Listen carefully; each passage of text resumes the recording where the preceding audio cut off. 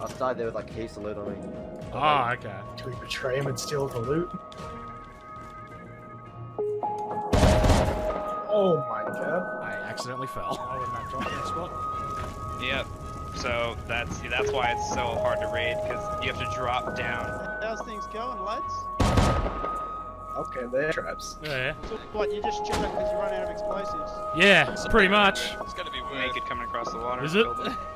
Yeah, it's gonna be Nah, worse. it's not. The original Frustrator is my signature base and the most watched main base video on my channel. Judging from your comments, reflecting the experience of hundreds of wipes using this design, the base has been wildly successful. However, since its introduction in May 2018 and its update in October 2018, important aspects of Rust have changed. Therefore, I created a channel on my Discord to get your feedback on living out of the Frustrator and what changes you would recommend. Here is what I learned. First, the original Frustrator was designed for a time before minicopters, cargo ship and oil rig. Thanks to these additions, experienced groups accumulate large amounts of HQM and metal fragments at a much faster rate. Most respondents stated that they would typically end up upgrading the core to armored and the outer layer to sheet metal. Second, when I released the previous videos in 2018, the loot rooms were still so-called unlootables. If the boxes were code-locked and raiders destroyed them, the loot stashes would fall out of reach. Raiders had to destroy sheet metal walls to retrieve the stashes. This, however, was patched about a year ago, making it significantly easier to retrieve the loot from those loot rooms. Third, the original Frustrator introduced those drop-down chutes with undrainable traps. Since this concept was not widely known, raiders were much more likely to jump down, where they got caught and cut down by the shotgun traps in the process. Today, after almost 2 years, many raiders are aware of the loot room chutes and they will approach them more carefully. Fourth, the existing videos predate electricity and minicopters, and they do not show how to consider these in the build. And finally, peekdowns. No larger clan base these days is perfect without internal peekdowns that provide excellent vantage points to defend against online raids. Well, it's 2020, time for an update. Meet the original Frustrator X. These are the most important changes.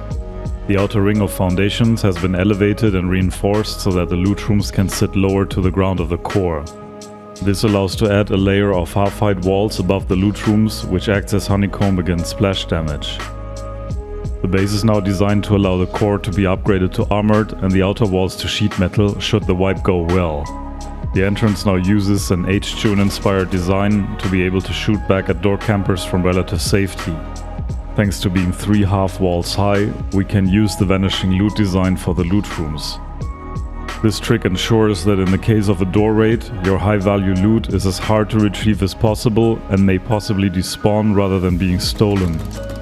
In case you do not know how the vanishing loot trick works, here is a quick demonstration. If the lower boxes are destroyed with tools, their loot stashes will not only fall out of reach, they will travel through this half wall, vanishing from the eyes of the raider. The shotgun traps now play a secondary role. Most importantly, it is possible to retrofit them, which means that the completion of the loot rooms does not have to be delayed if the gears or the blueprint for the shotgun trap are missing. The roof can now be extended bit by bit depending on your needs. In the basic configuration, the roof contains a room above the core, which can either be used as a bedroom or a minicopter hangar. This leaves enough space to easily add a shooting floor.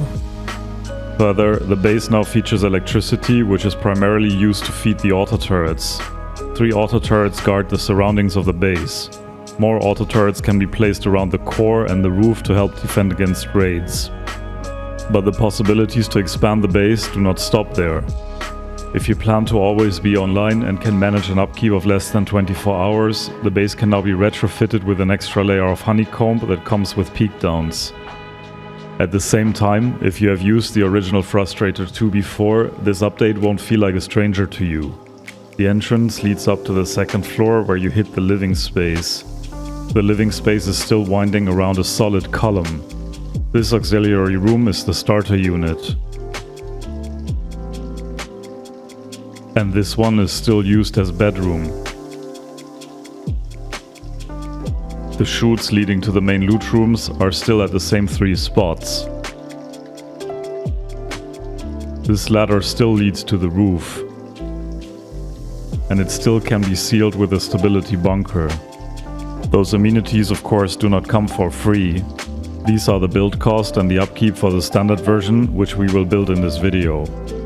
Depending on which placement and upgrades you choose, the TC can be protected from 31 rockets, even if raiders know exactly where it is. Raiding the 3 main loot rooms the most efficient way possible should cost the equivalent of going through 2 armored and 2 sheet metal walls, which is 46 or 2.5 rows of rockets. Since the base has become more complex and can be built in different levels of expansions, I split the build instructions across videos. In this video, I will show you how to build the base up to a level that corresponds to the original Frustrator V2 in terms of size and protection, and then turn it into a basic compound. The second part will show you how to upgrade the base when you get rich, including further upgrades, the addition of a shooting floor, as well as the external ring for peekdown defenses. The third part will be dedicated to the electrical setup. On to the build. To make sure that the base fits, let's start with the complete footprint. On the inside, it's still the usual footprint of the Frustrator's core. Locate the outer triangles. Add raised squares on 2 sides and lowered squares on the remaining side. This is where the exit will go. Between them, place raised triangles. Now verify that another ring of raised foundations can be placed around it. Place squares against triangles and triangles against squares. This is how the extended footprint should look like. I'll remove the outer foundations, which we won't need yet, to make the video easier to follow. As in the 2 previous versions, we pick one of those squares connected by a triangle for the starter unit. The build steps are pretty much the same. The TC and loot room will go into this square. A tier 1 workbench in front of it, and furnaces into the second square. A few teammates can already have their sleeping bags here. Either use the furnaces to jump onto the second floor or add twig stairs. Place 2 window frames, one here, and a doorway leading into the center of the base, and walls around the rest of the second floor. Add a floor tile at half height above the furnaces before adding a door.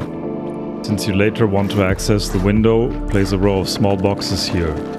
Until you have reinforced glass window, you probably do not want to put anything valuable in them. The tier 2 workbench will go into the square above the TC. The research table plus large box right in front of the airlock. A barbecue should fit into the triangle. Place more sleeping bags if you find the space. To enter the starter unit, you want some kind of jump up here. Leave the stairs wood as you'll have to destroy them later. This completes the starter unit. Next, we'll build the outer walls so that you can continue the build without being disturbed. Upgrade the inner ring of raised foundations. Add back raised triangles in front of each of the lower squares. Build an airlock on the left raised triangle. Surround the rest of the perimeter with full walls. On the second floor, ensure that there are 2 more windows in the same location as in the starter unit. Close off the ceiling. Only leave the triangle in front of the secondary auxiliary room open for the roof access. On the roof, extend the roof exit onto the next triangle to form an airlock with 2 single doors. Eventually you want to have at least one, better both of those doors armored. Next, we complete the airlock to be able to safely enter and exit the base.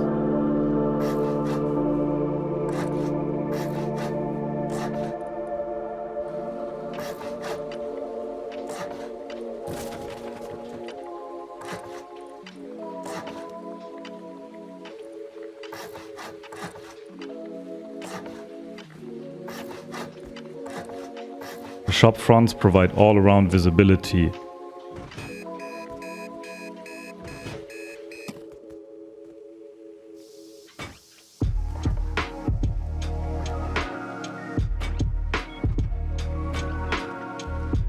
Those stairs allow to jump down in this pit and fire through them to engage door campers. They are optional, so feel free to leave them out.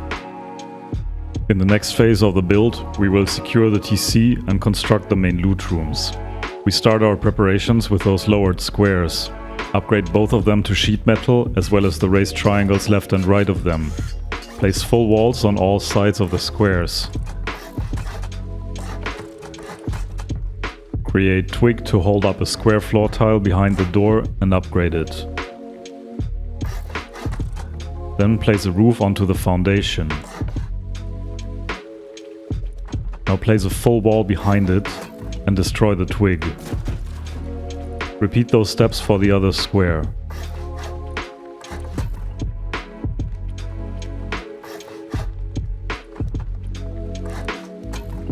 This creates an extra layer of walls to protect the TC from brute force raids. Behind the door, place L-shaped stairs to get onto the second floor. As you may recall from the previous version of the base, these squares are going to be the main loot rooms.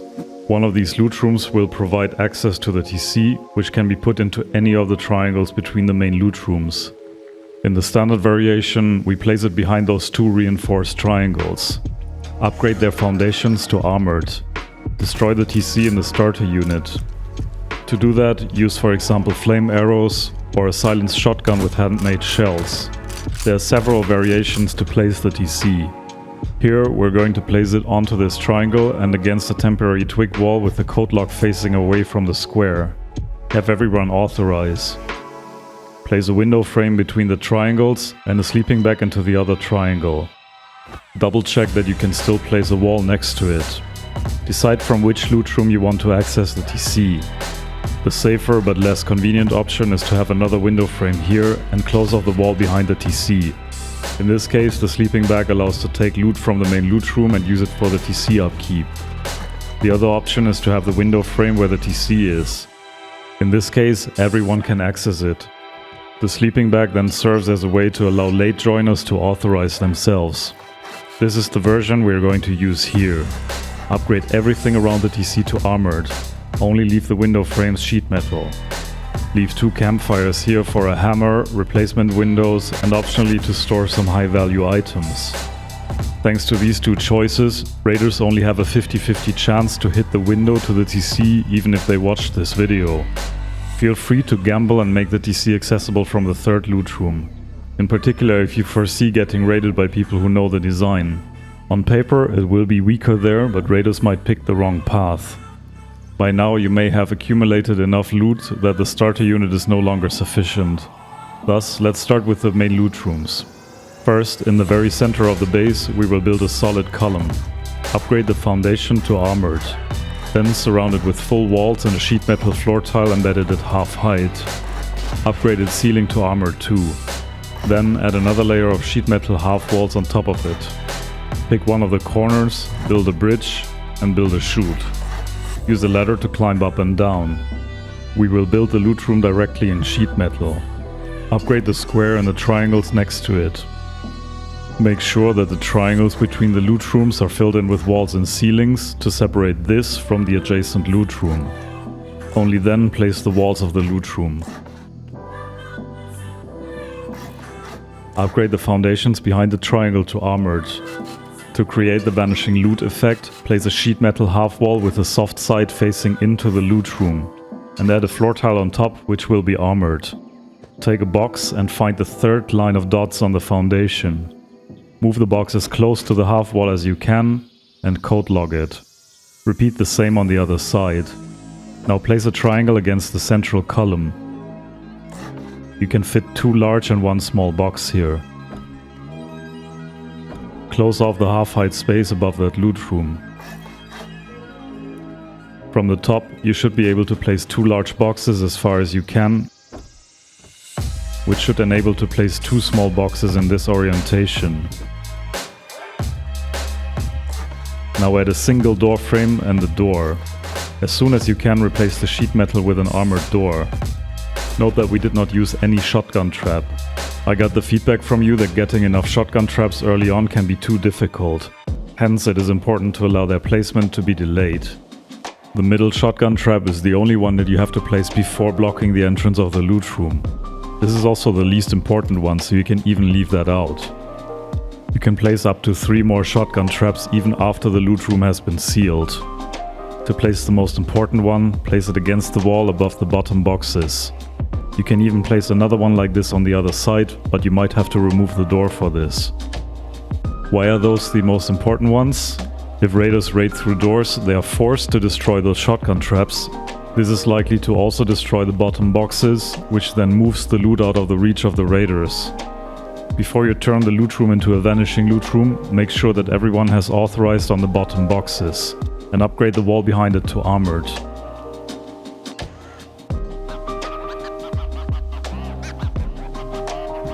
To finally block access to it, place stairs and upgrade them to sheet metal. You can build the other main loot room bit by bit as you get more material. Before starting with another loot room, remember to complete the honeycomb that separates it from the adjacent loot room.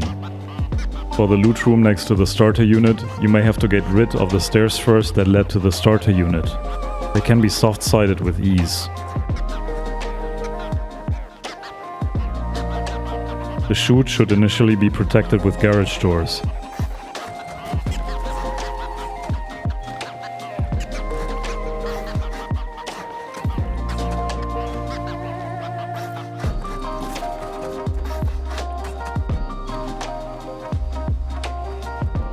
Since those loot rooms require to upgrade foundations to armored, which are visible from the outside, consider hiding them with stone square foundations.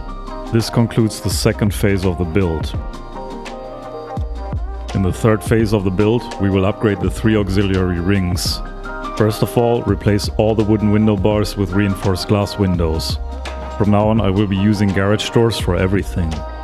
First, we turn our attention to the entrance area. Close off the square and the triangle next to the stairs.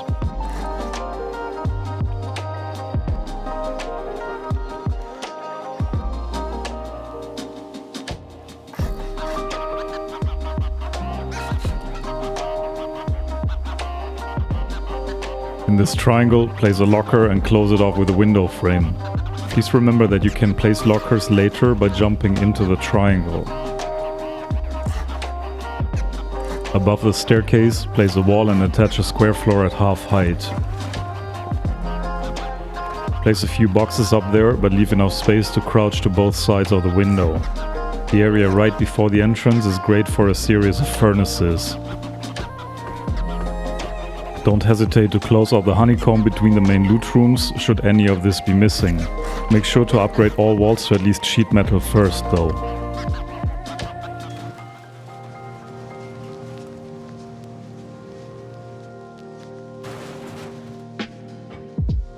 Next, we will continue with the secondary auxiliary loot room. Complete the honeycomb of the loot rooms first. Then section this part off from the core. Inside of that space, place floor tiles everywhere. Only on this square, place a triangle. Jump down and place a ladder to get back up, a locker behind window frames, 2 beds, 2 garage doors, another locker between them, 2 more beds, and a large battery into the outer triangle. No worries, the large battery can be retrofitted if you don't have it yet. Note that the placement of the ladder and the bed sometimes interfere. If you cannot place one of those items, temporarily remove the other one. Close off the ceiling above the battery. 2 large boxes should fit onto that triangle. A half-height floor tile above the open square can house more boxes, like in the starter. This corner can house another locker. Eventually you want the tier 3 workbench in this square. The rationale of moving it out of the core is that most raids go through the core, where they are likely to destroy it in the process. According to the feedback from Super Noochcumber, a regular Frustrator user, it's way more likely to survive a raid there. Fill in the remaining space with furnaces. We can remodel the starter unit in a similar fashion.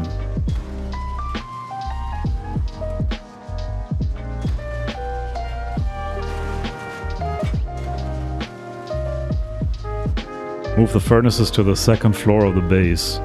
Replace them with 2 beds. Above them, place a triangle with 2 large boxes. Use a ladder to climb up.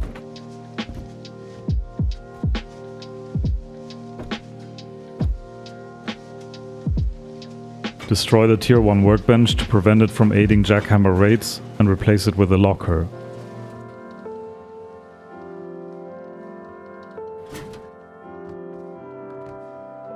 On the second floor, place a floor tile behind this window. Then jump into this compartment and place a locker from the inside of it. Remember, you will have to pass the loot on your body out through the locker and then respawn.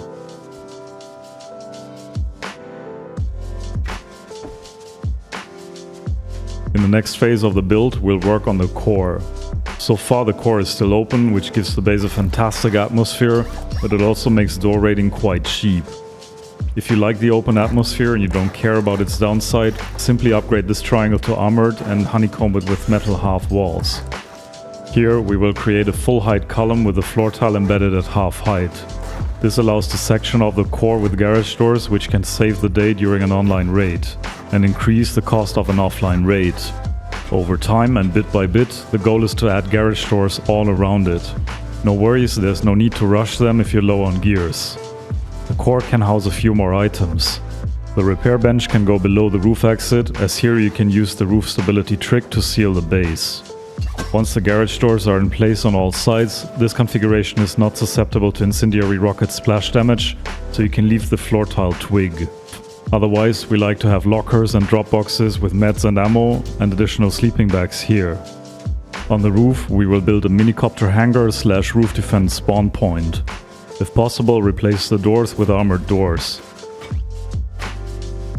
Build a garage door next to the roof exit and surround the rest of the inner circle with walls. I would split the inside of the roof the following. These two squares can have 2 beds each with a locker in the adjacent triangle. This triangle can house another large battery for the secondary electric circuit. The triangle next to the hangar door can hold drop boxes. If at any time you have trouble placing an item onto the ground, check whether there's a garage door below which is still opened and close it. For some reason, open garage doors interfere with items placed above them. In front of the outer garage doors, add 3 more triangles to create a landing pad for the minicopter. If you own them, use Christmas lights to mark the landing pad for night landings. Note that you can use the trick from the Raptor base build where the pressure pad controls the outer door. Simply connect a pressure pad to a door controller that is paired with the outer door. To exit the base safely in the presence of enemy players, step onto the pressure pad. The door will open and close automatically. Finally, check whether you can place an auto turret halfway into one of the bedrooms to guard the exit. In the next phase of the build, we will upgrade the base. As in all my builds, I delay the upgrades as much as possible. This is simply due to my own experience that metal fragments initially are rare, and that it is important to be able to delay upgrades until more of them become available. Start by upgrading all the raised foundations of the outer ring to at least sheet metal. Then upgrade the floor tiles of the core as well as the ceilings to sheet metal. Next, upgrade all the inner walls around the core, including those of the complete chute.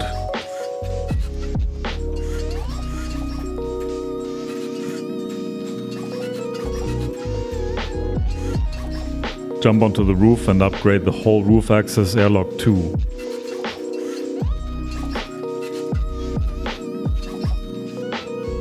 Optionally, consider upgrading the chute that protects the TC to armored as soon as you can. This pushes the minimum raid cost to the TC to 27 rockets, but it may also give raiders an idea where the TC is located. Head into all 3 auxiliaries and upgrade the inner walls.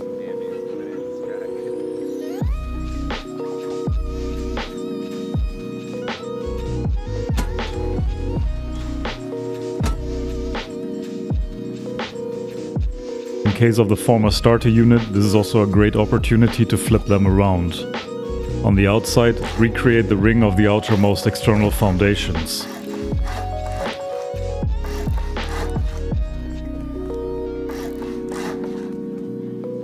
Make sure to match this pattern. 2 squares, 3 triangles, 1 square, 3 triangles, and repeat this 2 more times.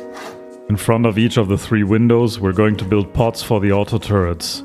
As usual, the auto turrets will be protected by garage doors that can be operated from the spaces behind the windows. Once there are 3 in place, they cover all angles around the base. How to wire them up will be covered in a different video, which will be linked in the description. In this configuration, the base matches the appearance of the original Frustrator V2. Thanks to the raised foundations, it is more expensive, but also provides more storage in the main loot rooms. And it features working unlootable loot rooms again. In the next video, I will show you how to upgrade the base even further in case you get even richer. Nevertheless, if you intend to leave the base in this configuration, you should by all means add external TCs. You could, for example, use a design where a double arm of sheet metal foundations goes out from 3 sides of the base. This is how the TC bunker could look like, 2x1 with a triangle arc and an airlock. The TC is protected from 8 rockets. 4 beds and 2 lockers provide plenty of opportunities to counter-raid.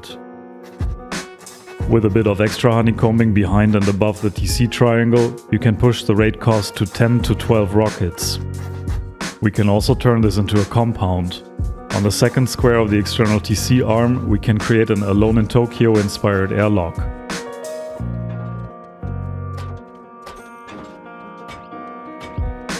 Place 2 barricades on top.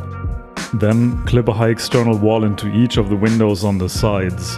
Have it point towards the base.